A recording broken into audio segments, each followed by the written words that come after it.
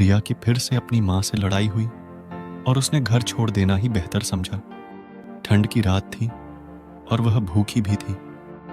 खाने की तलाश में वह एक नूडल्स की दुकान पर पहुंची, लेकिन उसके पास एक भी प्लेट नूडल्स खरीदने के लिए पैसे नहीं थे। उस दुकान के मालिक की नजर उस पर पड़ी। वह दयालु आदमी था और दिखने में भी एक भला व्यक्ति लग रहा था। उसने रिया को अंदर बुलाया, लेकिन रिया ने उससे कहा कि उसके पास पैसे नहीं हैं। उस आदमी ने रिया को अंदर आने के लिए जोर दिया और उससे कहा कि उसे पैसे देने की कोई जरूरत नहीं है। रिया ने इनविटेशन स्वीकार कर लिया और वो दुकान में चली गई। खाते समय उसने उस आदमी को अपनी कहानी सुनाई। उस आदमी ने उससे कहा कि सिर्फ एक प्लेट नूडल्स के बाद वह उसकी आभारी हो गई है, जबकि उसकी माँ ने उसका पालन पोषण किया, उसे ढेर सारे पौष्टिक भोजन खिलाए और एक अच्छा जीवन जीने के लिए सारी जरूरी सुविधाएं भी दी।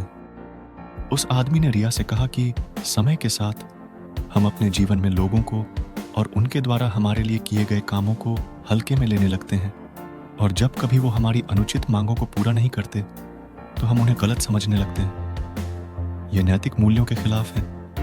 हमारे अपने हमारे साथ कभी गलत नहीं कर सकते। उस व्यक्ति की बातें रिया को समझ में आ गई और उसे अपनी गलती का एहसास हुआ। वह माफी मांगने के लिए घर वापस गई। तभी उसने देखा कि गेट पर उसकी अपनी माँ हाथ में खाना लेकर उसका इंतजार कर रही थी। यह कहानी हमें अपनों से प्रेम और उनके द्वारा किए गए त्यागों की कदर करना सिखाती है, चाहे हमारे पास कितने भी नैतिक मूल्य क्यों न हो। अगर हम अपने प्रियजनों को हल्के में लेंगे तो हम निश्चित रूप से उन्हें ठेस ही पहुंचाएंगे।